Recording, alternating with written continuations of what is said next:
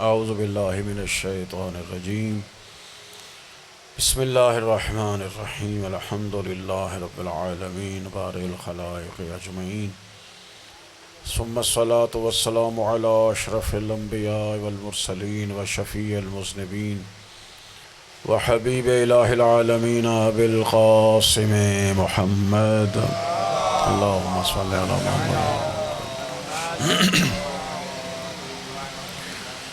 وأهل بيته الطيبين الطاهرين المعصومين المظلومين ولعنة الله على أعدائهم أجمعين أما بعد فقد قال الله الحكيم بسم الله الرحمن الرحيم يا أيها الذين آمنوا اتقوا الله وكونوا مع الصادقين صلوات بھیج دیں محمد وآل محمد اللهم صل على محمد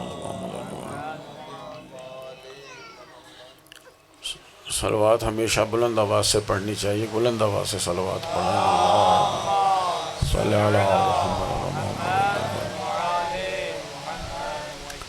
خداوند عالم مرحومہ مغفورہ کو جنت الفردوس میں جگہ عطا فرمائے، ان کے تمام صغیرہ کبیرہ گناہوں کو معاف فرمائے، ان کی قبر کو جنت کے باغوں میں سے باغ قرار دے۔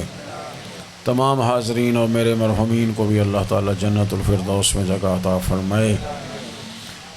خالق و مالک اس وقت تک ہمیں موت نہ دے جب تک وہ ہم سے راضی نہ ہو جائے، بیماروں کو شفا عطا فرمائے، آپ سب کی دعاؤں کو مستجاب فرمائے، عالم اسلام اور خصوصاً فلسطینیوں کی نصرت فرمائے، ظالموں کو نیست و نابود فرمائے، ظالموں کی حمایت کرنے والوں کو نیست و نابود فرمائے، امام زمان علیہ السلام کے ظہور میں تعجیل فرمائے اور ہمیں ان کی دعاؤں میں شامل فرمائے۔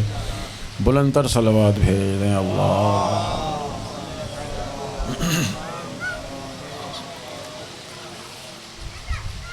سورہ مبارکہ توبہ کی 119ویں آیت تبرکاً پڑھی ہے، اور یہ آیت اکثر آپ سنتے رہتے ہیں۔ ارشاد الہی ہے، یا ایھا الذین آمنوا اتقوا اللہ وکونوا مع الصادقین۔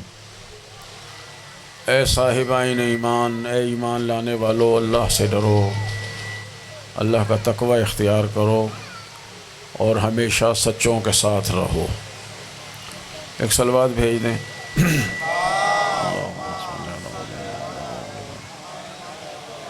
تھوڑا تھوڑا آگے آ جائیں تو بعد میں آ رہے ہیں پھر مشکل ہوتی، تھوڑا کافی جگہ ہے یہاں پہ۔ صلوات اونچی آواز سے پڑھیں۔ اللہم صلی علی محمد۔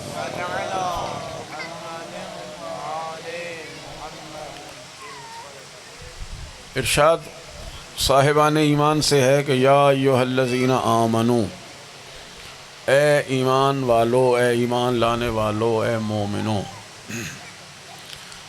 اگر صاحبان ایمان اسی لطف الہی کو سمجھیں اور اپنے مرتبے کو سمجھیں تو فخر کے لیے یہی کافی ہے کہ اللہ تعالیٰ نے قرآن میں کہیں یا ایھا الذین اسلموا نہیں کہا، اے اسلام لانے والو نہیں کہا، جہاں بھی خطاب کیا ہے مومنین سے خطاب کیا، یا ایھا الذین آمنوا، اے ایمان لانے والو۔ اس کا معنی یہ ہے کہ ایمان لایا جاتا ہے، ایمان خود بخود حاصل نہیں ہوتا، اسلام خود بخود حاصل ہوتا ہے۔ اس لیے اللہ نے کہیں یہ نہیں کہا کہ اے اسلام لانے والو، چونکہ اللہ تعالیٰ ہر بچے کو مسلمان پیدا کرتا ہے، کسی کو کافر پیدا نہیں کرتا۔ حدیث قدسی بھی ہے، حدیث رسول خدا بھی ہے کہ کل مولود یولد علی فطرت الاسلام، جو بھی بچہ پیدا ہوتا ہے وہ فطرت اسلام پہ پیدا ہوتا ہے۔ باقی اس کی تربیت کرنے والے ہوتے ہیں، جیسا مربی ہوگا، جیسا تربیت کرنے والا ہوگا، وہ بچے کو اپنے دین اور عقیدے پہ لے جائے گا۔ خداوند عالم ہر ایک کو مسلمان پیدا کرتا ہے، اس لیے کہ جب پیدا ہی مسلمان کیا ہے تو خطاب ان سے نہیں ہے کیونکہ ہیں ہی مسلم، خطاب ان سے ہے کہ جنہوں نے اسلام کے بعد ایمان لانا ہے، کہ یا ایھا الذین آمنوا، اے ایمان لانے والو، تو پتہ چلا ایمان خود بخود نہیں ہوتا، ایمان قبول کرنا پڑتا ہے، ایمان لانا پڑتا ہے۔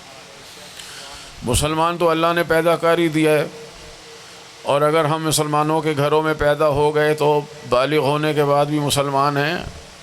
اگلا مرحلہ اختیار کرنا ہے جو ایمان کا مرحلہ ہے۔ مومن کون ہوتا ہے؟ اس کی مختلف مقامات پہ قرآن کریم میں اللہ تعالیٰ نے وضاحتیں فرمائی ہیں۔ بہت سی آیتیں آپ کو ملیں گی کہ مومن تو بس وہ ہیں، مومن تو بس وہ ہیں۔ سورہ حجرات میں ارشاد ہوتا ہے کہ انما المؤمنون الذین آمنوا باللہ ورسولہ، کہ مومن تو بس وہ ہیں جو اللہ اور اس کے رسول پر ایمان لائیں۔ ثم لم یرتابوا، ایمان لانے کے بعد پھر شک نہ کریں۔ بہت توجہ طلب آیت ہے کہ انما المؤمنون الذین آمنوا باللہ ورسولہ، کہ مومن بس وہی ہیں جو اللہ اور اس کے رسول پر ایمان لائیں۔ خالی اللہ پر ایمان لانا بھی کافی نہیں ہے، یعنی پروردگار کو پسند ہی نہیں ہے کہ کوئی اللہ کا نام لے اور اس کے حبیب کا نام نہ لے۔ خداوند عالم نے جہاں بھی اپنا ذکر فرمایا ہے ساتھ اپنے رسول کا ذکر ضرور فرمایا ہے کہ انما المؤمنون۔ اذان ہو جائے پھر ذرا سے۔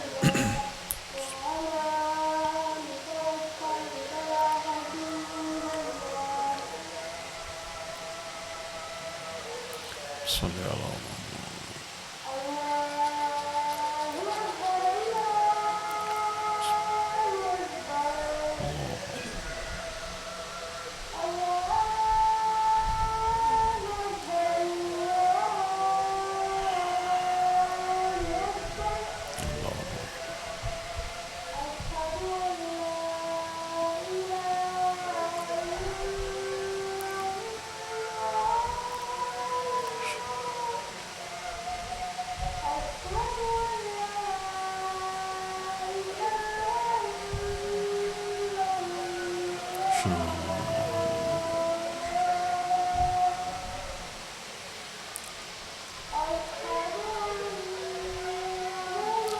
اللہم صلی اللہ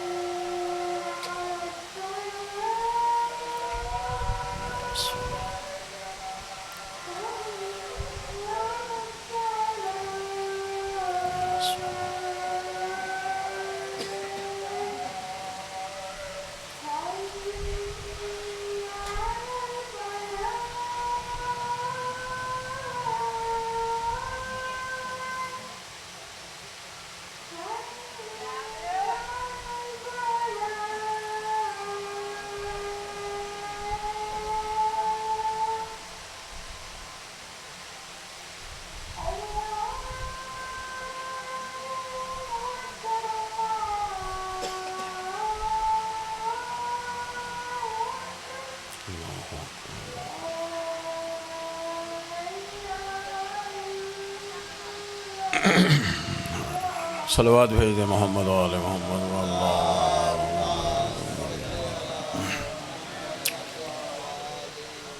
کہ انما المؤمنون، مومن بس وہ ہیں الذین آمنوا باللہ ورسولہ، جو اللہ پر ایمان لائیں اور اس کے رسول پر ایمان لائیں۔ ثم لم یرتابوا، پھر شرط یہ ہے کہ ایمان لانے کے بعد شک نہ کریں، کیونکہ شک جو ہے وہ ایمان کی ضد ہے۔ ایمان اپنے ساتھ کسی اور چیز کو قبول نہیں کرتا۔ تین چیزیں ایمان کی مخالف ہیں: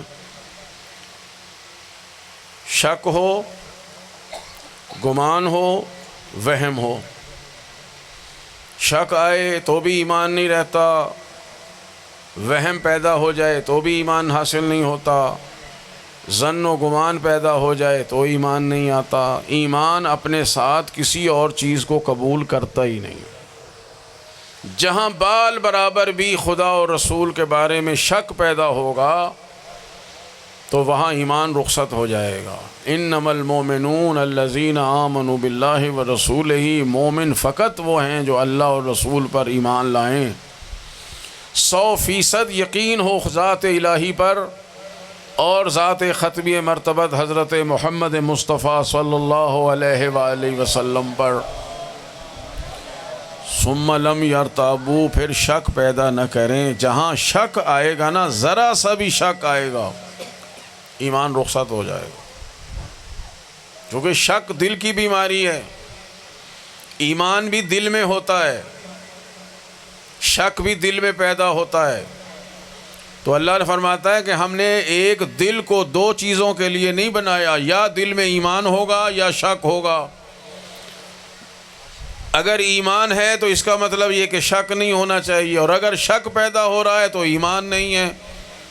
اور پھر شک ایسی بیماری ہے کہ اگر ایک دفعہ پیدا ہو جائے تو یہی قرآن کریم کہتا ہے، آیت خود آپ جا کے پڑھیں کہ حبیب ثم بنو ریبتن، جنہوں نے دلوں میں شک پیدا کر لیے نا، ثم تقطع عن قلوبہم، اگر ان کے دلوں کے تم ٹکڑے ٹکڑے بھی کر دو تو ان کا شک نکلنے والا نہیں ہے۔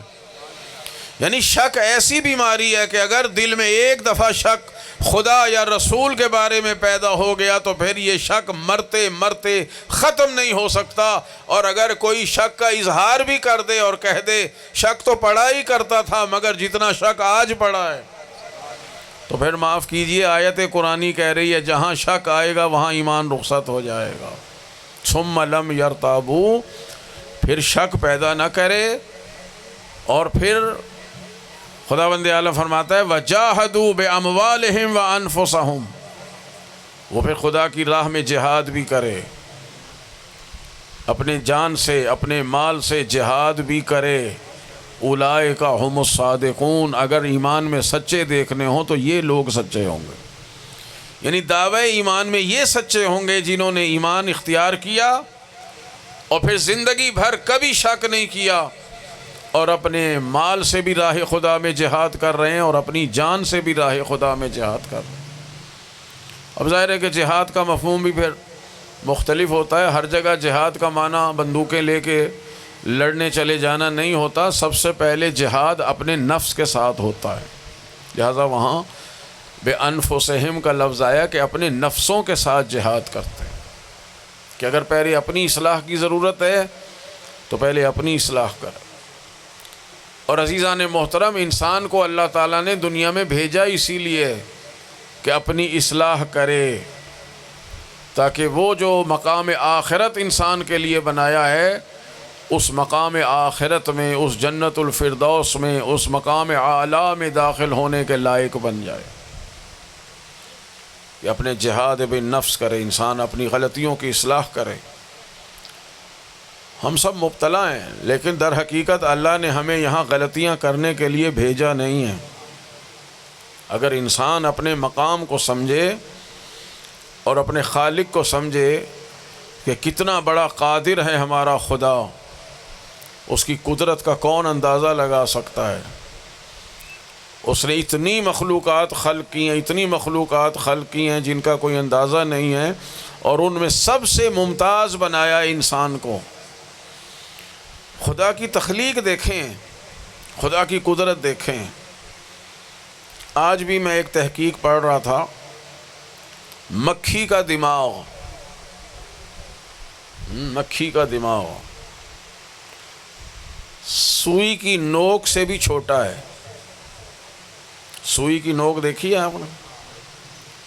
سائنسدانوں نے اس پہ تجربات کیے ہیں، سوئی کی نوک سے بھی مکھی کا دماغ چھوٹا ہے، اور اس میں 1,30,000 رگیں اللہ تعالیٰ نے بنائی ہیں۔ خدا کی قدرت دیکھیں، سوئی سے جو چھوٹا، سوئی کی نوک سے جو چھوٹا دماغ بنایا ہے مکھی کا اللہ تعالیٰ نے، اور اس میں 1,30,000 رگیں ہیں اور 5 کروڑ رابطے پیدا کرنے کے ذریعے ہیں۔ خدا کی قدرت دیکھیں آپ، بندہ کتنا ناز کرے کہ ایسا ہمارا خدا ہے۔ صلوات بھیج دیں محمد و آل محمد۔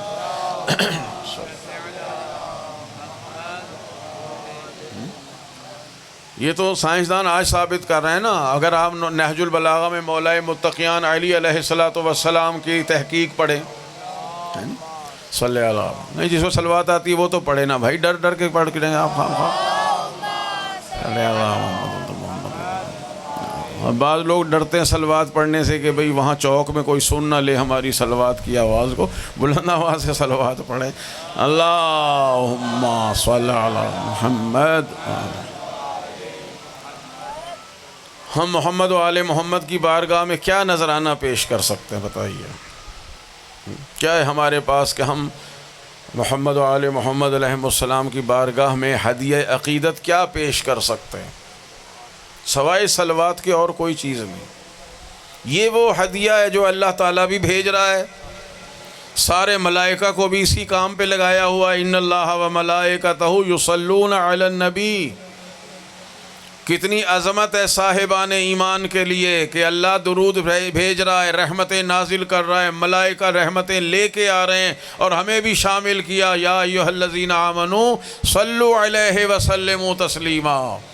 اللہم صلی علی محمد. اور پھر ایک حدیث میں ہے کہ آپ ایک صلوات پڑھیں کسی مرحوم کے لیے, انہی مرحومہ کے لیے بھیج دیں ایک صلوات, اپنے اپنے مرحومین کو یاد کر کے ایک صلوات بھیجتے ہیں. بھیجنے والے پر تو کم سے کم 10 رحمتیں آتی ہی ہیں. اس مرحوم کے اللہ جانتا ہے برزخ میں کتنے مسائل حل ہو جاتے ہیں. اللہم صلی علی محمد.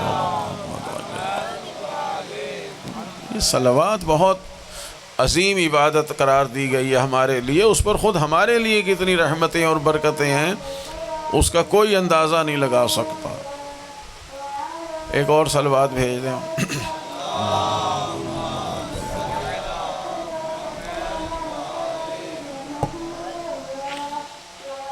گلی کا ماحول ہوتا نہیں ہے مجلس کا, پتہ نہیں زیادتی کی ہے انہوں نے گلی میں مجلس کر کے. امام بارگاہ نزدیک تھا, وہاں پتہ نہیں کیوں نہیں کی مجلس.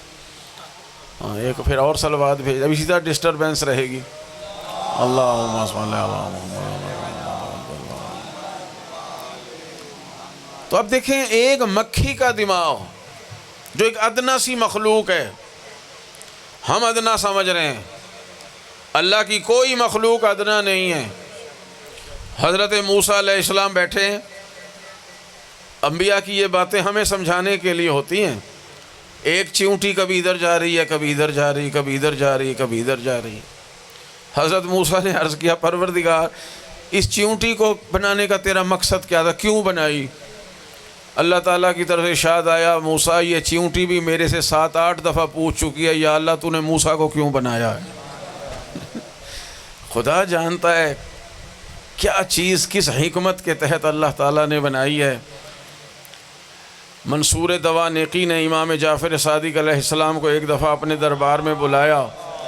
اللہم صلی علی محمد. منصور دوانقی عباسی خاندان کا اتنا ظالم حکمران جو خود حضرت کا پھر قاتل بھی بنا.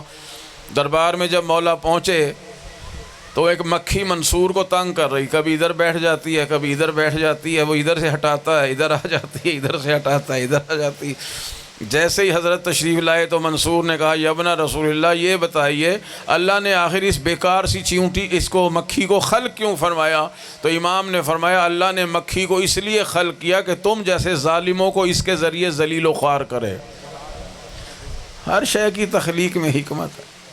اور دیکھیں ایک دماغ ہے اس کا جو سوئی کی نوک سے بھی چھوٹا ہے, اور سائنسدان کہہ رہے ہیں کہ 1,30,000 رگیں ہیں جو آپس میں ملی ہوئی ہیں اس کے دماغ اور اس کے پوری نظام زندگی کو کنٹرول کرنے کے لیے, اور اس میں 5 کروڑ ذریعے ہیں جن سے مکھی اس دنیا کے ساتھ اپنا رابطہ برقرار رکھتی ہے.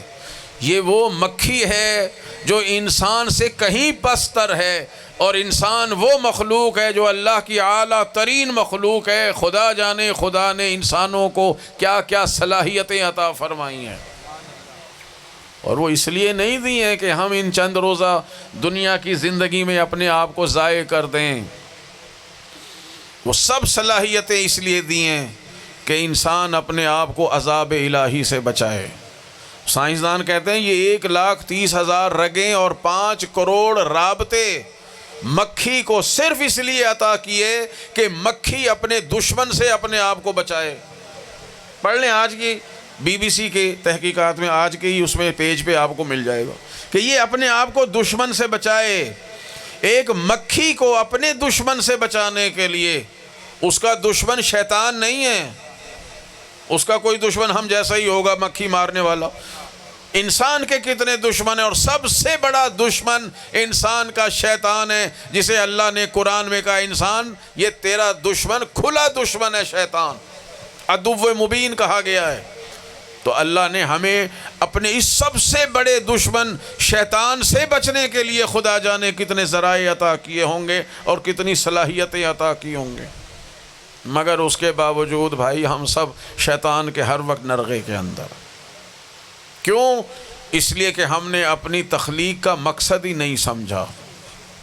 ہم نے یہی سمجھا ہوا ہے کہ ہم بس اس دنیا میں آ گئے، بس اسی دنیا میں آ گئے اور یہیں ہم نے رہنا ہے، یہی ہمارا ٹھکانہ ہے، یہی ہمارا سب کچھ ہے، جو کچھ ہے وہ یہی دنیا ہے بس۔ حالانکہ مولا کائنات ارشاد فرماتے ہیں یہ دنیا تمہاری گزرگاہ ہے، یہ راستہ ہے، یہ بازار ہے، یہ سڑک ہے، یہ دنیا تمہاری گزرگاہ ہے، یہاں رہنے کی جگہ نہیں ہے، یہ تو بازار ہے، ایک راستہ ہے، یہاں آپ شاپنگ کرنے آئے ہیں۔ ہر بندہ روزانہ بازار جاتا ہے، دکانوں کے سامنے جاتا ہے، دکانوں میں جاتا ہے، کیوں جاتا ہے؟ وہاں رہنے جاتا ہے۔ دکاندار بھی دکان میں رہنے کے لیے نہیں جاتا، وہ اپنا سامان فروخت کرنے جاتا ہے۔ ہمارے جیسے لوگ کچھ اپنے ضرورت کی چیزیں خریدنے جاتے ہیں اور خرید کے اپنے گھر لے آتے ہیں۔ مولا یہی فرما رہا ہے یہ دنیا ایک بازار ہے، الدنیا سوق، یہ دنیا ایک بازار ہے، الدنیا ممرکم، یہ دنیا تمہارے گزرنے کی جگہ ہے، فخذوا من ممرکم لمقرکم، اس گزرگاہ سے وہ چیزیں لے لو، اکٹھی کر لو، حاصل کر لو، لمقرکم، جو تمہارے آخرت کے ٹھکانے میں کام آنے والی چیز ہے۔ معاف کرنا میں بھی اسی میں شامل ہوں، ہم سب لگے ہوئے یہی کہ بس یہی دنیا ہے، سب کچھ ہم نے اسی دنیا کی خاطر انجام دینا، اور وہ مقصد جو ہے بھولے ہوئے۔ مقصد کیا ہے انسان کا؟ تقرب الہی، خداوند عالم کے قرب میں جگہ حاصل کرنا، اس قرب الہی، حالانکہ وہ نہ زمانی ہے نہ مکانی، یعنی ہم خدا کے قریب یہ نہیں ہو سکتے کہ بھئی جیسے ہم یہاں 4 بجے اکٹھے ہوئے ہیں، یہ قرب زمان بھی ہے، قرب مکان بھی ہے کہ جناب 4 بجے فلاں جگہ پہ مجلس ہونی ہے، 4 بجے ہم آ گئے، یہاں آپ بھی آ گئے، جگہ بھی ایک ہو گئی، ٹائم بھی ایک ہو گیا، یہ کہلائے گی قرب زمان اور قرب مکان۔ خداوند عالم کے لیے ایسا نہیں ہے، وہاں قرب الہی کا معنی ہے کہ پروردگار اب جو تو کہے گا ہم وہی کریں گے۔ اس دنیا میں بھیجنے کا مقصد یہی، اور اسی کو اتقوا اللہ کہا گیا ہے۔ خدا کی نافرمانی سے بچو اے لوگو جنہوں نے ایمان قبول کر لیا، اب تم مومن بن گئے ہو تو صرف مومن بننا بھی ہمیں قبول نہیں ہے، اتقوا اللہ، خداوند عالم کا تقوی بھی اختیار کرو۔ وہ تقوی کیا ہے؟ وہ یہی کچھ ہے کہ انسان کوئی وہ کام نہ کرے جس سے خدا سے دور ہو جائے۔ دیکھیے کتنا بڑا کمال لطف الہی ہے۔ مشکل یہ ہے کہ ہم لوگ سمجھتے نہیں ان باتوں کو۔ خدا فرماتا ہے کہ میں انسان کی شہرگ حیات سے بھی زیادہ قریب ہوں، اقرب الیہ من حبل الورید۔ حبل ورید یعنی جو اس کی زندگی چل رہی ہے نا جس شہرگ کے ساتھ، یہ ہم سے، ہماری زندگی سے دور ہے، اللہ تعالیٰ اس سے بھی زیادہ قریب ہے۔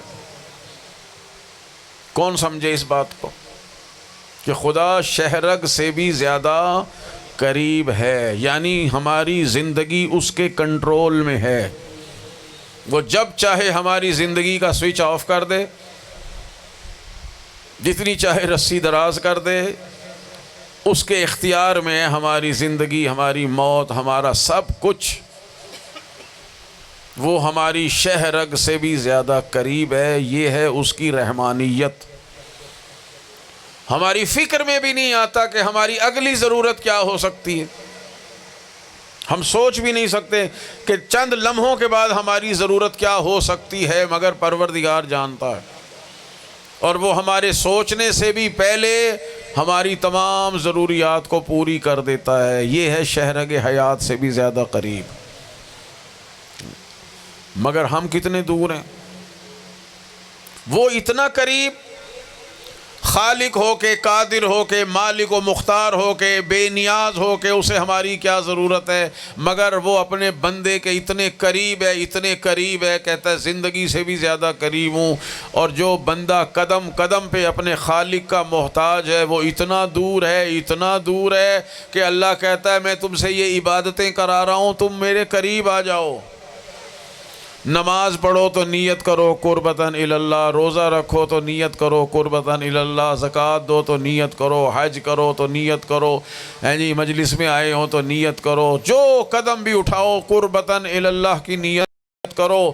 میں تمہارے قریب ہوں، تم بھی میرے قریب ہو جاؤ گے.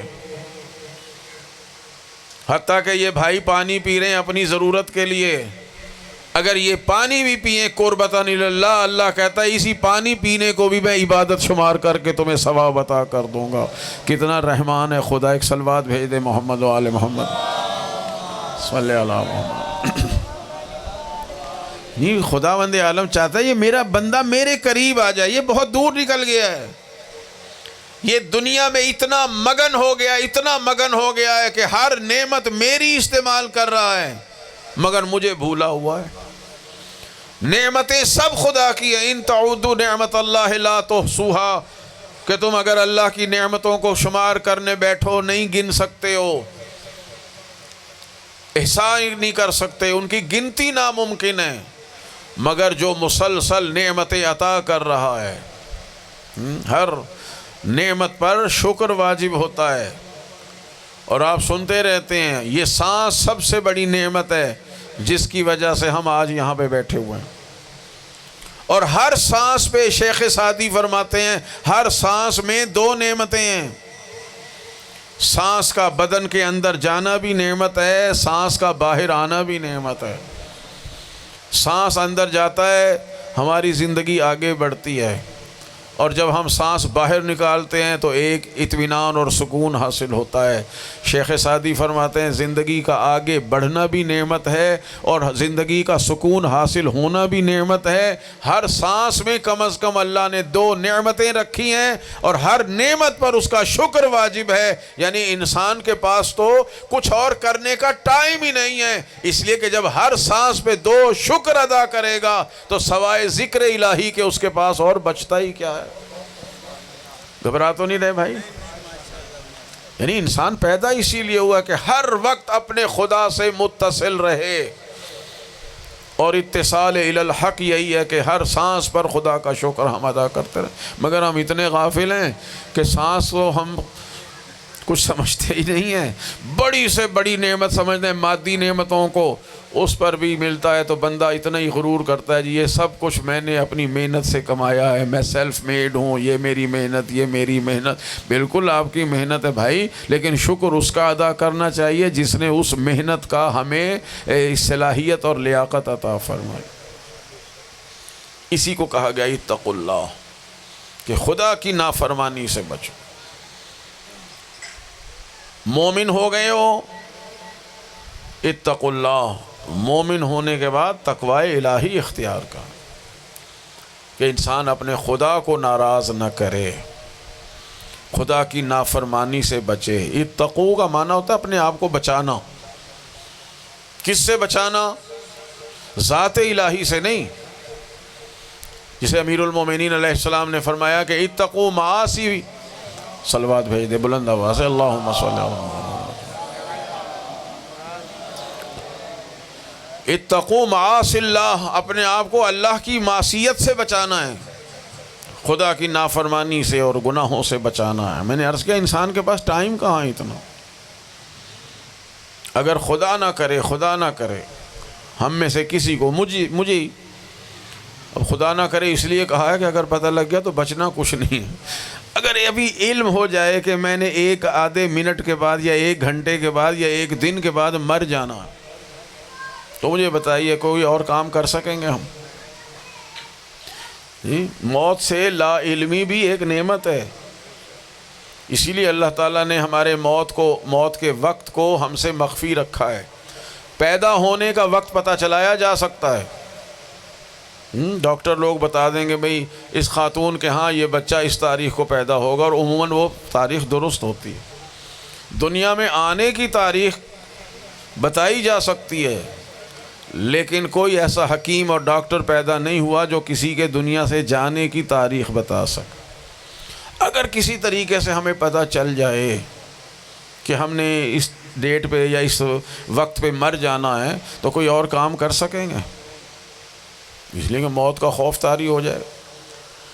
تو جب ہمیں اگر علم ہو جائے کہ بھئی ایک گھنٹے کے بعد یا ایک دن کے بعد یا ایک مہینے کے بعد ہم نے مر جانا ہے، تو اور کوئی کام ہی نہیں کریں گے سوائے یہ کہ لگے رہیں تگ و دو میں، بھئی کسی طرح موت بھی آسان ہو جائے اور عذاب اخروی سے بھی بچ جائیں۔ تو جب علم ہونے پر ہمارا یہ حال ہوگا، تو جب ہمیں علم ہی نہیں ہے، پتہ نہیں ایک سیکنڈ کے بعد موت آ جائے، پتہ نہیں ایک منٹ کے بعد موت ہو جائے، تو پھر انسان کو کتنا خوف خدا رکھنا چاہیے۔ یہ بیان کر رہے ہیں اتقوا اللہ، کہ اپنے آپ کو خداوند عالم کی نافرمانی سے بچا کے رکھو ہر لمحہ۔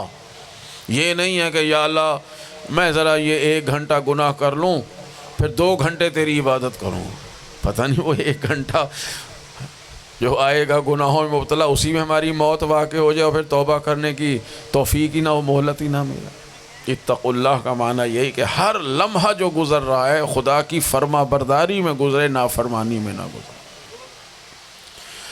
اب ہم اگر سوال کریں پروردگار یہ کیسے ہو سکتا ہے کہ ہم ہر لمحہ تیری فرما برداری میں گزاریں؟ کوئی ماڈل ہمارے سامنے ہونا چاہیے، کوئی ایک ہادی اور رہبر ایسا ہونا چاہیے، کوئی نمونہ حیات ایسا ہونا چاہیے کہ جنہیں ہم دیکھیں کہ ان کی زندگی کا ہر لمحہ تیری عبادت میں گزار رہا ہے۔ وہ دکھانے کے لیے اللہ نے فرمایا وَكُونُوا مَعَ الصَّادِقِينَ، اپنی ساری زندگی سچوں کے ساتھ گزار دو۔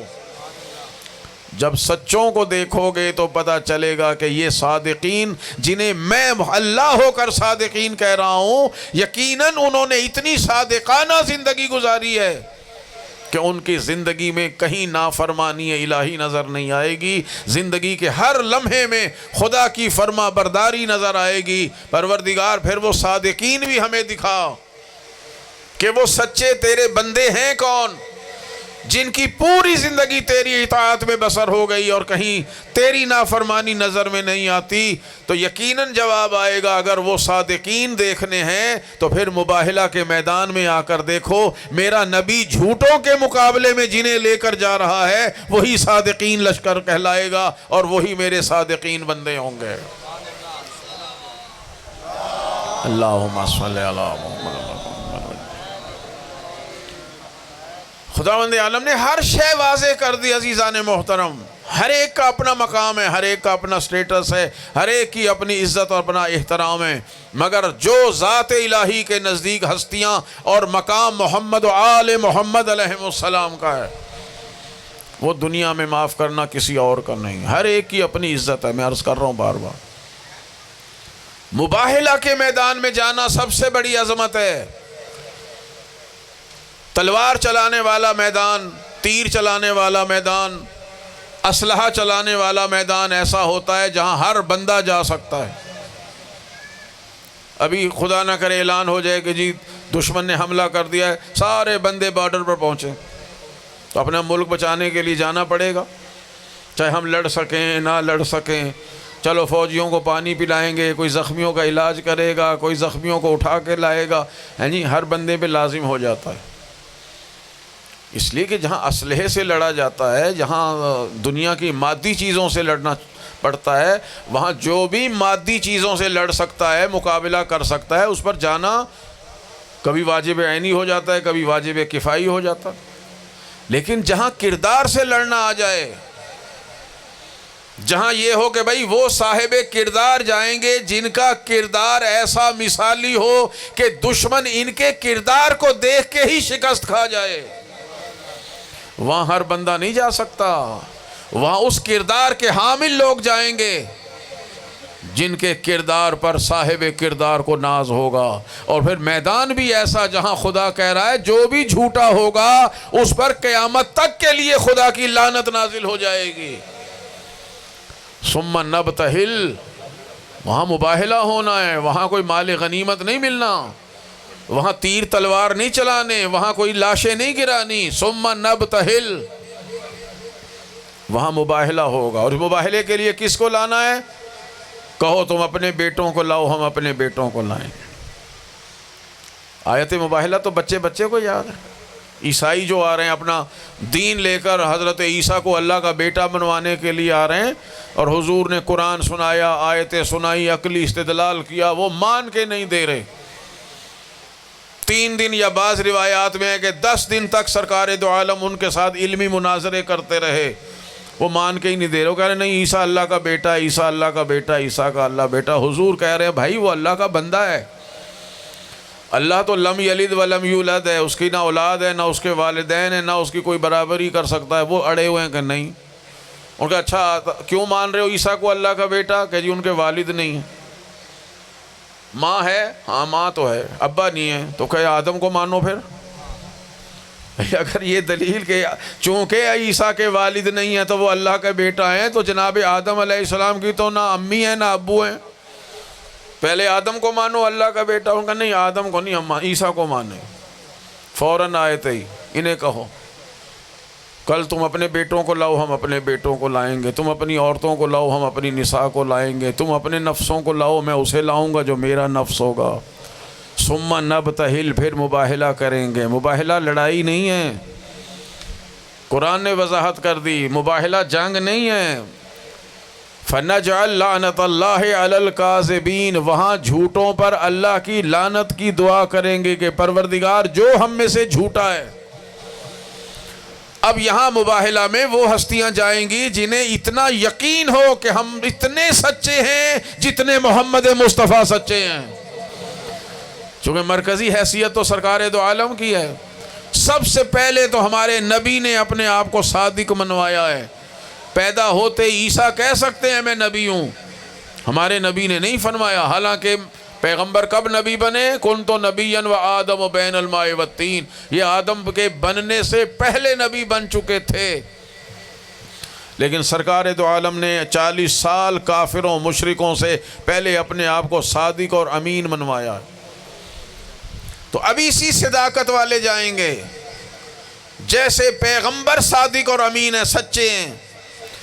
یعنی جس طرح مکے کے کافروں اور مشرکوں نے محمد رسول اللہ کی صداقت کا کلمہ اور اقرار کیا، عیسائی بھی اسی طرح ان کو سچا مانے. تو انہی کو عیسائی سچا مانیں گے جیسے پیغمبر سچے ہوں گے. تو کہا تم اپنے بیٹوں کو لاؤ، ہم اپنے بیٹوں کو لائیں. تم اپنی نساء کو لاؤ، ہم اپنی نساء کو لائیں. تم اپنے ان کو لاؤ جو تمہاری جان کی منزل رکھتے ہیں، میں اسے لاؤں گا جو میری جان کی منزل رکھتا ہوگا. تو اب یقیناً اس آیت کے مطابق ضروری ہے کہ جو محمد کے بیٹے بن کے جائیں وہ بھی محمد جیسے سچے ہوں، جو پیغمبر کے ساتھ خاتون جائے وہ بھی پیغمبر جیسی سچی ہو، اور جو نفس رسول بن کے جائے وہ بھی رسول اللہ جیسا سچا ہو، تاکہ عیسائی خود اقرار کریں. اور آپ جانتے ہیں بچپن سے سنتے چلے آ رہے ہیں، عیسائیوں کا جو پادری سب سے بڑا لیڈر تھا وہ نابینا تھا، اسقف اعظم نابینا تھا. اس نے کہا دیکھو ذرا محمد کس کو لے کے آ رہے ہیں. کہا جی محمد کے ساتھ 2 بچے ہیں، ایک خاتون ہے چادر میں لپٹی ہوئی، ایک وہ علی ہے جو ہمیشہ ساتھ ساتھ رہتے تھے. وہ نابینا تھا، ظاہری آنکھیں کام نہیں کرتی تھی مگر دل کی نگاہیں کھلی ہوئی تھی. اس کو بصارت کہتے ہیں، دل کی نگاہوں کو بصیرت کہتے ہیں. یہ ہماری ظاہری آنکھیں انہیں دیکھیں گی جو ہمیں نظر آ رہی ہیں، اور دل کی نگاہیں وہ صورتیں بھی دیکھ لیتی ہیں جو نظر نہیں آتی. وہ بے بصارت تھا مگر با بصیرت تھا. اس نے کہا میں وہ چہرے دیکھ رہا ہوں آنکھیں کام نہیں کرتی مگر دل کی نگاہیں کام کر رہی تھیں. اس نے کہا میں وہ صورتیں دیکھ رہا ہوں, وہ چہرے دیکھ رہا ہوں جو پیغمبر کے ساتھ آ رہے ہیں کہ اگر انہوں نے بد دعا کر دی تو عیسائیت کی نسل منقطع ہو جائے گی, اس لیے کہ یہ وہ چہرے ہیں. اگر کہیں خدایا یہ پہاڑ اپنی جگہ سے ہٹ جائے تو اللہ تعالیٰ اس پہاڑ کو اس جگہ سے ہٹا دے گا. اب دنیا بتائے کون گئے ہیں, کون گئے؟ وہ صادقین کون ہیں جو رسول اللہ کے ساتھ مباہلہ میں گئے؟ پوری قرآن کی تفسیر پڑھیے, ہر آیت میں آپ کو مفسرین کا اختلاف نظر آئے گا.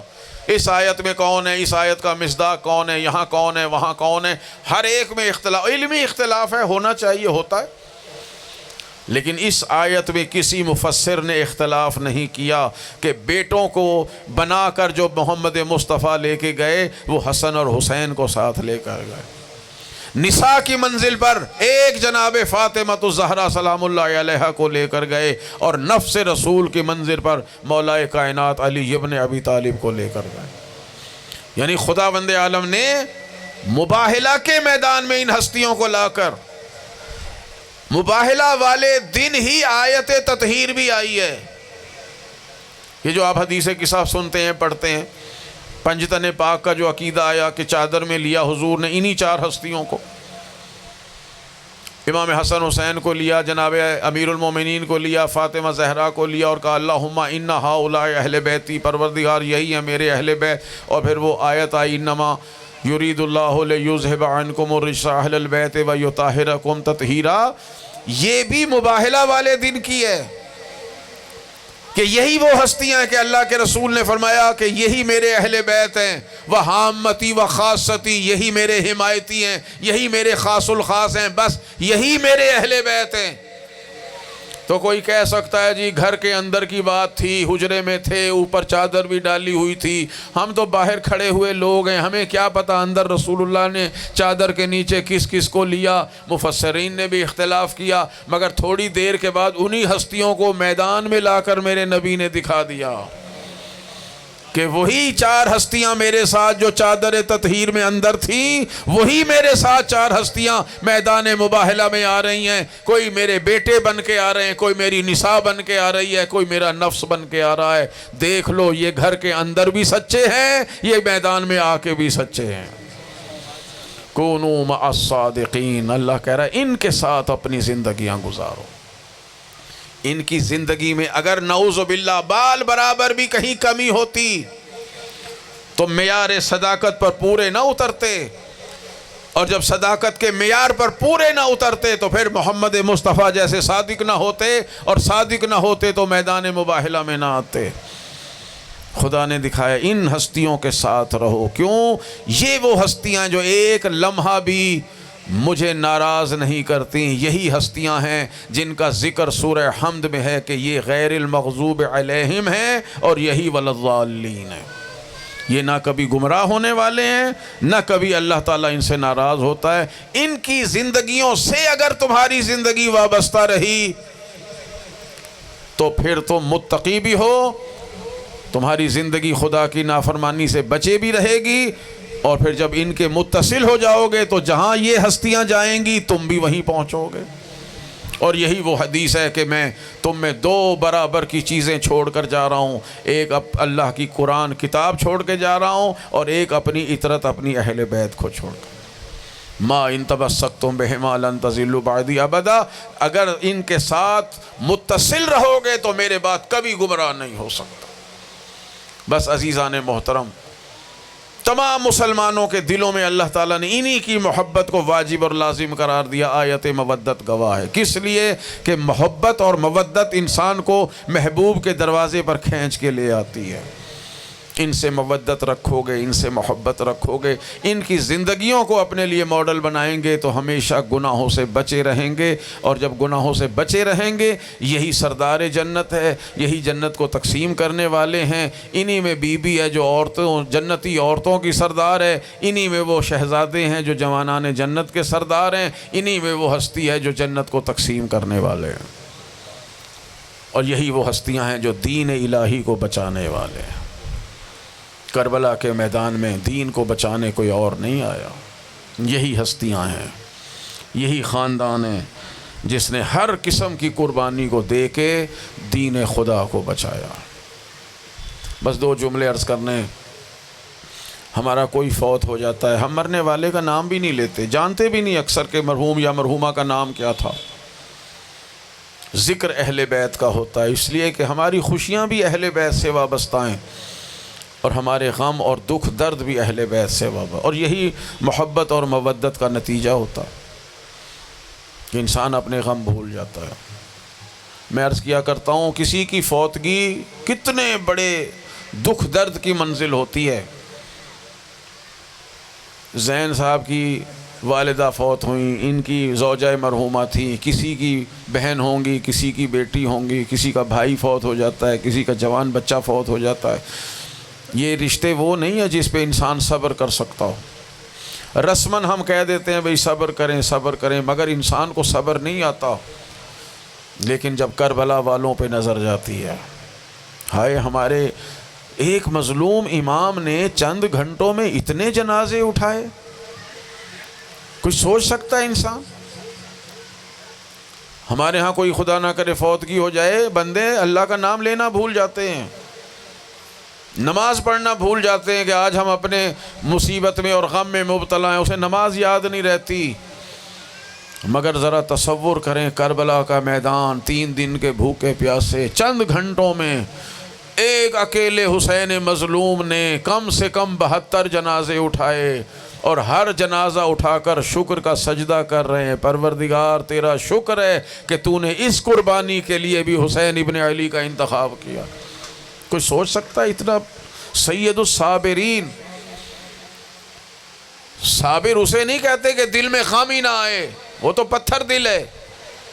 سرکار دو عالم نے فرمایا ہے کہ گوشت کا دل ہے یہ تو غمگین ہوتا ہے، لیکن صبر کا معنی یہ ہے کہ جتنی بڑی مصیبت آئے اتنا بڑا شکر خدا ہوتا جائے۔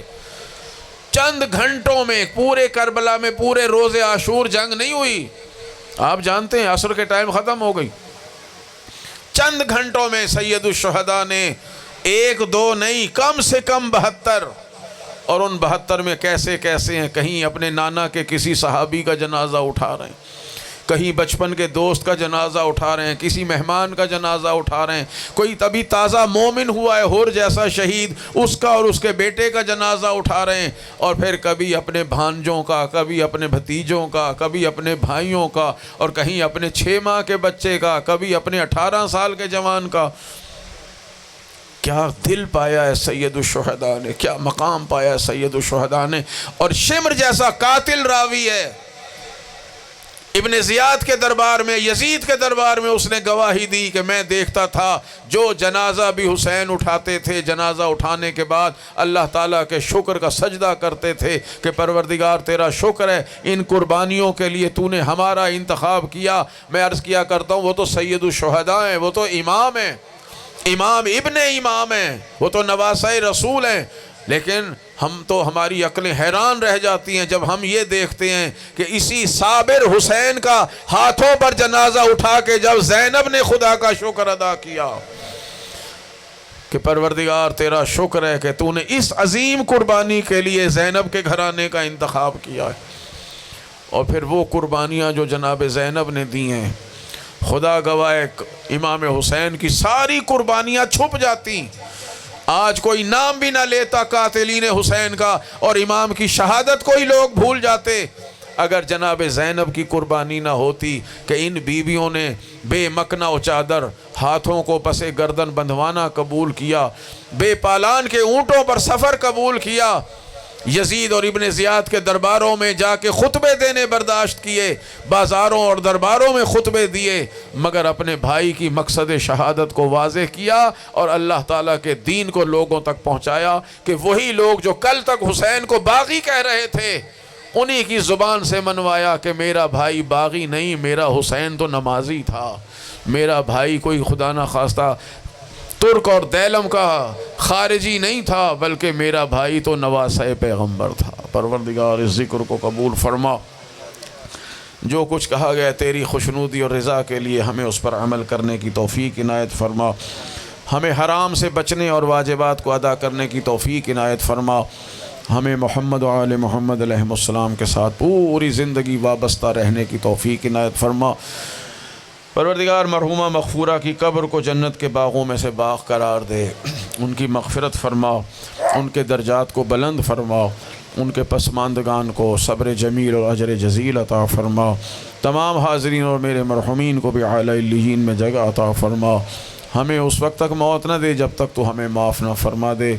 تمام مومنین مسلمین جو بھی ہاں اپنی حاجتیں لے کے آئے ہیں بحق محمد و آل محمد علیہ السلام، عصر جمعہ ہے پروردگار، دعاؤں کی قبولیت کا وقت ہے، سب کی دعاؤں کو مستجاب فرما۔ فلسطین و لبنان کے مظلوموں کی نصرت فرما، ظالموں کو نیست و نابود فرما، امام زمان علیہ السلام کے ظہور میں تعجیل فرما اور ہمیں ان کی دعاؤں میں شامل فرما۔ ربنا تقبل منا انک انت السمیع العلیم، آمین یا رب العالمین، بحق محمد و آلہ المعصومین۔ رحم اللہ من یقرأ الفاتحہ۔